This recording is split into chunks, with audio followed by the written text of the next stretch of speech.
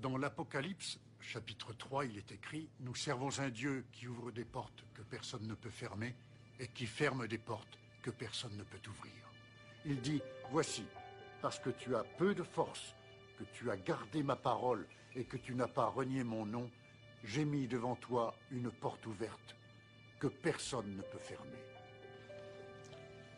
Monsieur Taylor, le Seigneur n'en a pas encore fini avec vous. Vous avez toujours une porte ouverte devant vous, et tant que le Seigneur ne vous déplace pas, vous devez fleurir là où vous êtes planté. J'ai senti qu'il fallait que je vienne pour vous dire ça aujourd'hui. Monsieur Bridges, vous croyez que c'est Dieu qui vous a envoyé me dire ça? Oui, j'en suis sûr. Vous savez, j'ai lutté de toutes mes forces. Mais j'ai également prié. Je ne vois pas ce qu'il a fait pour moi. Grant, j'ai entendu une histoire à propos de deux fermiers qui avaient besoin de la pluie.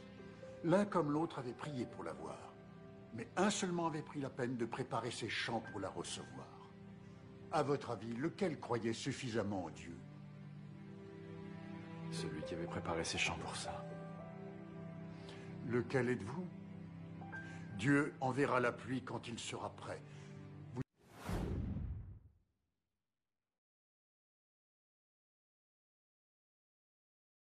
Tu te rappelles, tu as vécu des moments difficiles, mais tu t'es accroché à Jésus. Tu te rappelles lorsque tu n'avais plus personne, mais tu es resté quand même avec Jésus. Tu n'avais pas ce que tu as aujourd'hui, mon frère, mais tu aimais Jésus plus qu'aujourd'hui.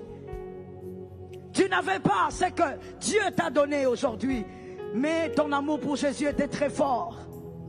Jésus est en train de dire, rappelle-toi, où est passé cet amour du désert? Lorsque tout le monde croyait que tu allais lâcher Jésus, regarde, tu as tenu. Lorsque tout le monde était sûr que l'épreuve que tu avais vécue allait te faire disparaître, mais tu as tenu. Les hommes te donnaient quelques jours à vivre, mais tu vois, ton amour de la jeunesse là, l'amour qui était frais, tu avais tenu. Quand ton amour était frais, tu n'avais pas besoin qu'on t'encourage dans la foi. Ton amour, c'était Jésus.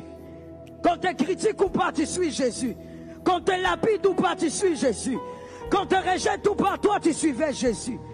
Est-ce que tu te rappelles de cet amour? Bonjour. Savais-tu que la Bible évoque aussi la question des droits des femmes? Non? Eh bien, plonge avec moi dans le livre de Nombres au chapitre 27. On y retrouve l'histoire de Tselophshad, issu de la tribu de Manassé, qui avait 5 filles.